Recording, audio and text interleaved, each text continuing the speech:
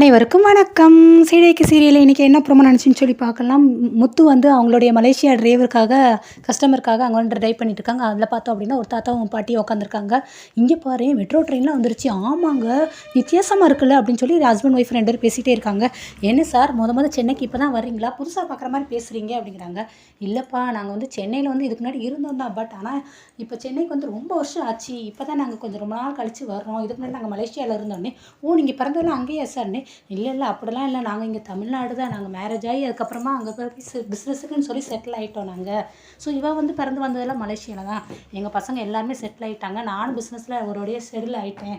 So அதனால் இனிமேல் நம்ம என்னத்தை பிஸ்னஸ் பண்ணிக்கிட்டு சம்பாதிச்சுக்கிட்டு இனிமேல் நம்ம லைஃப்பை என்ஜாய் பண்ணலாம் அப்படின்னு சொல்லிட்டு நாங்கள் வந்து கோயில் இந்த மாதிரி டூரிஸ்ட் இப்படி ஒவ்வொரு ஏரியாவை சுற்றி பார்த்துட்ருக்கோம். சென்னைக்கு வந்து ரொம்ப வருஷம் ஆச்சு அப்படிங்கிறாங்க. பரவாயில்ல சார், இது கூட நல்ல பிளானாக இருக்கே. வயசு இருக்கும்போது சம்பாதிச்சுட்டு அதுக்கப்புறமா நம்ம உட்காந்து நல்லா வாழ்க்கையை வந்து என்ஜாய் பண்ணலாம்ல அப்படிங்கிறாங்க. நீங்கள் எங்கே போகணும்னு சொல்லுங்கள் சார், எல்லா இடத்துக்கும் நான் கூட்டிகிட்டு போகிறேன். மதுரை மீனாட்சி அம்மன் கோயிலுக்கு கூட்டிகிட்டு போகணுமா, நெல்லையப்பருக்கு போகணுமா, தஞ்சாவூருக்கு போகணுமா, என்னன்னாலும் சொல்லுங்கள் சார், நான் கோயிலுக்கு கூட்டிகிட்டு போகிறேன் அப்படிங்கிறாங்க. அந்த பாட்டி வந்துட்டு பரவாயில்லையே, கோயில் பற்றி நிறைய தெரிஞ்சிருக்கியேப்பா அப்படிங்கிறாங்க. ஆமாம்மா, நான் வந்து கோயிலெலாம் நிறைய எல்லா இடத்துக்கும் போவேன், நீங்கள் எதுனாலும் சொல்லுங்கள், நான் கூட்டிகிட்டு போகிறேன் அப்படிங்கிறாங்க. இல்லை, இன்றைக்கி வந்து ஏதாவது ஒரு கோயிலுக்கு போனால் போதும், அதுக்கப்புறம் நெக்ஸ்ட் டைம் நாங்கள் வரும்போது பார்த்துக்குறோம் அப்படிங்கிறாங்க. ஏன்னா இவருக்கு வந்து இன்றைக்கி வந்து 60வது பிறந்த நாள் அப்படிங்கிறாங்க. அப்படியா, வாழ்த்துக்கள் தாத்தா அப்படிங்கிறாங்க. நன்றிப்பா அப்படிங்கிறாங்க. ஏதாவது ஒரு கோயிலுக்கு கூட்டிகிட்டு போகிறீங்களா அப்படின்னு கேட்குறாங்க. இதென்ன பெரிய கோயிலே இங்கே இருக்குது, எனக்கு தெரிஞ்ச கோயில் தான். எங்களுடைய மாமியார் வந்து அங்கே வந்து பூக்கடை வச்சுருக்காங்க. என் ஒய்ஃப் வந்து பூ கட்டி வியாபாரம் பண்ணுறா. ஸோ அது வந்து தெரிஞ்சவங்க தான், நம்ம எதுனாலும் ரெடி பண்ணிக்கலாம், அதனால் ஒன்றும் பிரச்சனை இல்லை அப்படிங்கிறாங்க. ஏன் மலேசியாலலாம் ரொம்ப பெரிய பணக்காரங்களாக இருந்தால் இருக்க முடியுமோ அப்படிங்கிறாங்க. அப்படிலாம் இல்லைப்பா, நம்ம வந்து நேர்மையாக உண்மையாக நம்ம உழைச்சி சம்பாதிச்சாலே போதும். நானும் அப்படி தான் சின்ன பிஸ்னஸ் தான் தொடங்கினேன். அதுக்கப்புறம் தான் போக போக நாங்கள் மேலே செல்லி ஒவ்வொரு பிஸ்னஸாக ஸ்டார்ட் பண்ணோம் அப்படிங்கிறாங்க. ஓ அப்படியா, சரி, எங்கள் அப்பா கூட உண்மையாக இருந்தால் நம்ம கண்டிப்பாக முன்னேறுவோம்னு சொல்லி அடிக்கடி சொல்லுவார் அப்படிங்கிறாங்க. நீ ரொம்ப நல்லா பேசுகிற தம்பி அப்படிங்கிறாங்க. சரிங்கய்யா அப்படிங்கிறாங்க. சரிட்டு மீனாக்கு கால் பண்ணுறாங்க. மீனா எங்கே இருக்குது அப்படிங்கிறாங்க. அம்மாவோட பூக்கடையில் தான் அப்படிங்கிறாங்க. அது நல்லா தான் போச்சு.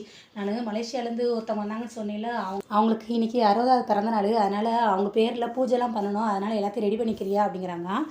சரிங்க, அதெல்லாம் நான் பார்த்து ரெடி பண்ணிடுறேன் அப்படிங்கிறாங்க. அடுத்து அவங்க அம்மா இருக்காங்க. என்னம்மா என்ன அப்படின்னு கேட்குறாங்க. இந்த வந்துடுறேம்மா, இந்த மாதிரி பிறந்தநாளுக்கு வந்து ரெடி பண்ண சொன்னாங்க அப்படின்ட்டு அவங்க கோயிலுக்குள்ளே போயிடுறாங்க. சரி அப்படின்ட்டு அம்மா மகளை தங்கச்சி அவங்க எல்லாம் பூ கட்டிகிட்டு இருக்காங்க. ஆனால் வந்து அவனோட மகன் வர்றான். இந்தாங்க மச்சாவி அப்படின்னு கிளம்பி ஏற்றியப்பா அப்படின்ட்டு சத்யாவுக்கு வந்து அவங்க அம்மா வந்து ரூபா கொடுக்குறாங்க கையில். அதான் வேண்டாம்மா, நான் வச்சிருக்கேன் அப்படிங்கிறாங்க. இருக்கட்டும்டா, பரவாயில்லடா, ஏதாவது ஒரு செலவுக்கு உனக்கு ஆயிக்கூடும் அப்படிங்கிறாங்க. சரி, அக்காவோட வண்டி இருக்கே, அக்கா எங்கே அப்படிங்கிறாங்க. அது மாமா யாரோ தெரிஞ்சவங்களை கூட்டிகிட்டு வராங்களா, அவங்களுக்கு வந்து அர்ச்சனை பண்ணுறதுக்கு பூஜை பண்ணுறதுக்குலாம் ரெடி பண்ண சொன்னாங்க, அது விஷயமா அக்கா உள்ளே பேச போயிருக்கா அப்படிங்கிறாங்க. ஓ அப்படியா, சரி அப்படிங்கிறாங்க. கரெக்டாக அந்த நேரம் பார்த்து சிட்டி வராரு. சிட்டி வந்து பைக்லலாம் நிப்பாட்டுறான். இவன் என்ன இங்கே வர்றான் அப்படின்னு அவங்க அம்மா ரொம்ப பதட்டத்தோடு பார்க்குறாங்க. கோயிலுக்குள்ளே போகிறான். இவன் என்ன கோயிலுக்குள்ளெல்லாம் போகிறான், சாமிலாம் கும்பிடுவானா என்ன அப்படிங்கிறாங்க. அவன் செஞ்ச பாவத்தை போக்குறதுக்கு கோயிலில் வந்து புண்ணியம் தேட பார்க்குறாமா அப்படின்னு அவன் தங்கச்சின்னு சொல்கிறாங்க. அவர் கோயிலுக்குள்ளே போகிறாரு. கோயிலில் வந்து மேனேஜரை பார்க்குறாங்க. சார் வணக்கம் சார், என் பேர் வந்து சிட்டி அப்படிங்கிறாங்க. வணக்கம், சொல்லுங்கள் என்ன அப்படின்னு கேட்குறாங்க. சார், இந்த மாதிரி இத்தனாம் தேதி வந்து என்னுடைய சொந்தக்காரங்க தெரிஞ்சவங்க ஒருத்தவங்க வந்தாங்க. அவங்க வந்து ஒருத்தவங்ககிட்ட வந்து ரூபா அட்வான்ஸ் கொடுத்தாங்க. ஸோ அது வந்து கேஷ் விஷயமாக ஆகிப்போச்சு. அதனால் அதோடைய ஃபுட்டேஜ் வந்து எனக்கு வீடியோ இங்கே தான் கிடைக்குது, அதனால் எனக்கு அது வேணும் அப்படிங்கிறாங்க. நீங்கள் யார் அப்படிங்கிறாங்க. நாங்கள் அவங்களுக்கு தெரிஞ்சவங்க தான் அப்படிங்கிறாங்க. இல்லை, இது வந்து கோயில், பெரிய கோயிலில் இருக்கிற வீடியோ, அது வந்து நாங்கள் எடுத்த உடனே யாருக்குமே கொடுக்க மாட்டோம். இதே தான் வந்து யாருன்னே தெரியாதவங்களுக்கு நாங்களாம் கொடுக்க முடியாது. இந்த மாதிரி போலீஸ் யாராவது விசாரணைக்குன்னு வந்து கேட்டால் தான் நாங்கள் கொடுப்போம் அப்படிங்கிறாங்க. சார், நீங்கள் என்னை வந்து யாருன்னு தெரியாது, ஆனால் உங்களே எனக்கு நல்லாவே தெரியும். வெளியே பூக்கடை வச்சுருக்காங்கல்ல, மீனா அம்மா, சத்யாவோட என் ஃப்ரெண்டு தான், அவங்க எல்லாருமே எனக்கு தெரிஞ்சவங்க தான் சார் அப்படிங்கிறாங்க. இல்லைப்பா, மீனாவே ஒரு வட்டம் வந்து கேட்டால் அவளுக்கே நான் கொடுக்க மாட்டேன்னு சொல்லிட்டேன், ஆனால் நீ எப்படி கேட்டால் நாங்கள் கொடுப்போம்ப்பா, போலீஸ் யாராவது வந்து விசாரிக்க சொல்லி நாங்கள் கொடுக்குறோம் அப்படிங்கிறாங்க. சரின்னு இவர் வந்துடுறாரு, வண்டி எடுத்துகிட்டு போயிடுறாரு. ஆனால் சத்யா வந்துட்டு நான் உள்ளே போய் பார்க்க போகிறேன் அப்படின்லாம் கிளம்புறாரு. அவங்க அம்மா தடுத்து நிறுத்தவும் அடுத்து அவங்க அக்காவும் வெளியே வந்துடுறாங்க. எனக்கு அந்த சத்யா வந்துட்டு நான் பார்த்தானா, அவங்க கூட எதுவும் பிரச்சனை பண்ணானா அப்படிங்கிறாங்க. அதெல்லாம் ஒன்றும் இல்லைடா, அவனை நான் பார்க்கல, பட் அவன் எதுக்கு வந்தாங்கிறது எனக்கு தெரியும் அப்படிங்கிறாங்க. என்னக்கா எதுக்கு சொல்கிற அப்படிங்கிறாங்க. ஆனால் அந்த கோயில் மேனேஜர் வந்து மீனா கிட்டக்க பேசுகிறாங்க. யாருமா உனக்கு தெரிஞ்சவன்னு சொல்லி வந்து இந்த மாதிரி வீடியோலாம் கேட்டான் அப்படின்னு அவங்ககிட்ட எல்லாத்தையும் பேசியிருக்காங்க.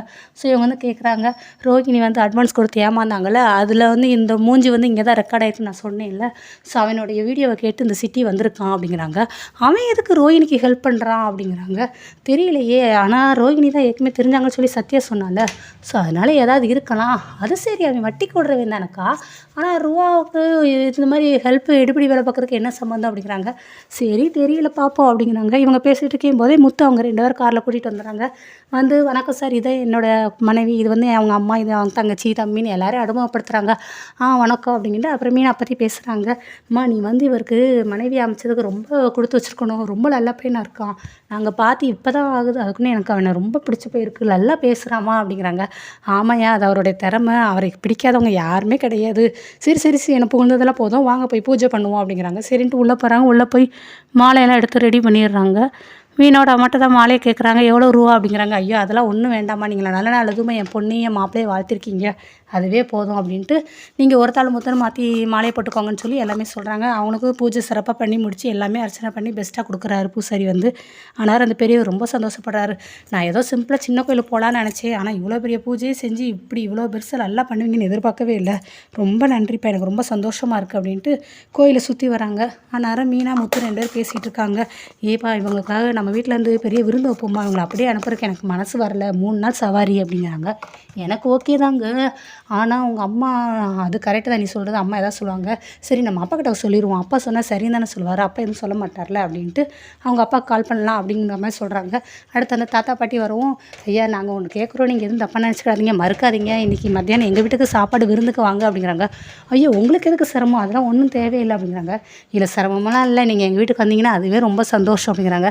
சரி கண்டிப்பாக உங்களுக்காக நாங்கள் வர்றோம் அப்படிங்கிறாங்க. சரி இன்னும் அவங்களே 2-3 இடம் கூப்பிட வேண்டியது இருக்குது, போய் கூட்டிகிட்டு போய் காமிச்சிட்டு மத்தியானம் வீட்டுக்கு டேரெக்டாக கூட்டிகிட்டு வந்துடுறேன், நீ விருந்து எல்லாம் ரெடி பண்ணிடு அப்படின்ட்டு மீனாட்ட சொல்லிட்டு போயிடுறாரு. அவருமே எங்கே இருங்க ஒரு நிமிஷம் ஒன்று, என்ன மீனா அப்படிங்கிறாங்க. இல்லை அந்த சிட்டி வந்து இங்கே கோயிலில் வந்து வீடியோ வந்து ஃபுட்டேஜ் கேட்டானா, மேனேஜர் என்கிட்ட சொன்னார் அப்படிங்கிறான். அவன் எதுக்கு கேட்டான் அப்படிங்கிறாங்க. வேறு எதுக்காக இருக்கும், அந்த ரோஹிணிக்கு எதாவது கேட்க சொல்லியிருப்பாங்களா இருக்கும், ரோஹிணிக்கு அவன் எடுபடி வேலையெல்லாம் பார்க்குறானா, அப்போ அந்தளவுக்கு கேடியா, சரி ரைட்டு நம்ம இது என்ன ஏதுன்னு சொல்லி நம்ம பிற விசாரிப்போம், முதல் அவங்களுக்கு விருந்துக்கு ரெடி பண்ணு அப்படிங்கிறாங்க. சரி இருங்க, அவங்க எங்கேருந்து வந்தாங்கன்னு சொன்னீங்க, மலேசியாவில் இருந்தோன்னே, மலேசியாலேருந்து வந்தாங்கங்கிறீங்களா, நம்ம வீட்டில் அப்படியே சாப்பாடு ரெடி பண்ணிவிட்டு அப்படியே ரோஹிணியோட அப்பாவும் பார்த்து நம்ம விசாரிப்போம் அப்படிங்கிறாங்க. மீனா கரெக்டு மீனா, இந்த ஐடியா எனக்கு தோணாமல் போச்சு, இவ்வளோ நேரம் அவங்கள்ட்ட மலேசியாவை பற்றிலாம் பேசிகிட்டு இருந்தேன் நான், ஆனால் எதையுமே இதை யோசிக்கலையே, பரவாயில்ல மீனா நீ நல்லா யோசிக்கிற, வெரி குட் ஐடியா, சரி நீ ரெடி பண்ணி நான் கூட்டிகிட்டு வரேன் அப்படின்ட்டு அவர் ஓடிடுறாரு. அடுத்து அங்கே சிட்டியை கட்டுறாங்க. சிட்டியை பார்த்தோம் அப்படின்னா ரோட்டில் போய் ரோஹிணிகிட்ட பேசி கோயில் எவ்வளவோ கேட்டு பார்த்தேன் தரமாட்டேன்ட்டாங்க, அந்த மீனாவும் கேட்டாங்க, மீனாவுக்கும் கொடுக்கலையான்னு. மீனாவும் கேட்டால நாம அப்படி தான் அந்த கோயில் பூசாரி சொன்னார், நிர்வாகி சொன்னாங்க அப்படிங்கிறாங்க. சரி ஓகே அப்படின்னு, அப்போ நீ போய் கேட்டது அவங்க வீட்டில் இருக்கவங்க பார்த்துட்டாங்களா அப்படிங்கிறாங்க. ஏங்க அவங்க கோயில் வாசலில் கடை வச்சுருக்காங்க, பார்க்காம இருப்பாங்களான்னு, நீங்கள் இதுக்கு அப்போ போனீங்க, அவங்க இல்லாத நேரம் பார்த்து போக வேண்டியதானே அப்படிங்க. அவங்க இல்லாத நேரம்னா நைட்டு தான் போகணும், நைட்டு என்ன கொள்ளையடிக்க நான் போகிறேன் நான் அப்படிங்கிறாங்க. ஆமாம் அதுவும் கரெக்ட் தான், சரி ரைட், அது நான் எப்படினாலும் மேனேஜ் பண்ணிக்கிறேன், நான் பார்த்து சமாளிச்சுக்கிறேன், நீங்கள் போங்க அப்படின்ட்டு அவங்க அனுப்பி விட்றாங்க.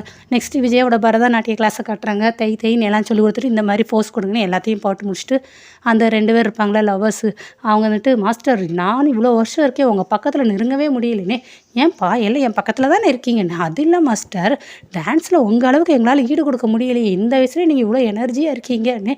அது அந்த நாட்டியத்து மேலே உள்ள அன்பு தான், நம்ம அது ரொம்ப பாசமாக ரொம்ப அன்பாக நம்ம அக்கறையோடு நம்ம பண்ணோம் அப்படின்னா எதுனாலும் ஃபாலோ பண்ணிக்கலாம் அப்படிங்கிறாங்க. சரி ஓகே அப்படின்ட்டு, இருந்தாலும் மாஸ்டர் நீங்கள் ஈஸியில் பங்களா வாங்கிட்டதாகவும் அங்கே டான்ஸ் கிளாஸ் வைக்க போகிறதா சொன்னாங்க, எங்களுக்கு அதுதான் கஷ்டமாக இருக்குது, அவ்வளோ தூரம் எங்களெல்லாம் வீட்டில் பேரண்ட் விட மாட்டாங்க அப்படிங்கிறாங்க. அதெல்லாம் நீங்கள் எதுவும் கவலைப்படாதீங்க, நான் உங்களுக்காக அங்கெல்லாம் போகல, இங்கே தான் கிளாஸ் கண்டினியூ பண்ண போகிறேன் அப்படிங்கிறாங்க. நிஜமாவா மாஸ்டர், ஆமாம் நிஜமாக தானே, ரொம்ப தேங்க்ஸ் மாஸ்டர் அப்படின்ட்டு அவங்க 2 பேரும் வெளியில் போயிடுறாங்க. அப்பாட ஒரு வழியாக நம்ம வந்து மாஸ்டர் இங்கேயே கிளாஸ் எடுக்க போகிறாங்க, இப்போ ஓகே தானே அப்படிங்கிறாங்க. நம்மளுக்காகலாம் அவங்க ஓகே சொல்லலை, அவங்க அங்கே வாங்கினதில் அவங்க பையன் 30 லட்சம் ஏதோ ஒன்று ஏமாந்துட்டாங்களாம், ஸோ அதனால் அந்த பில்டிங் அவங்க கையை விட்டு போயிடுச்சு, அதனால தானே. ஓ அப்படியா அப்படின்ட்டு அவங்க 2 பேர் பேசுகிறாங்க. சரி நம்ம ஓடி போடலான்னு பிளான் போட்டதை இப்போ ஸ்டாப் பண்ணிக்கிடுவோம் சரியா அப்படின்னு அந்த 2 லவர்ஸும் பேசிட்டு போயிடுறாங்க. நெக்ஸ்ட்டு விஜயாவும் அவங்களுடைய ஃப்ரெண்டும் பேசுகிறாங்க.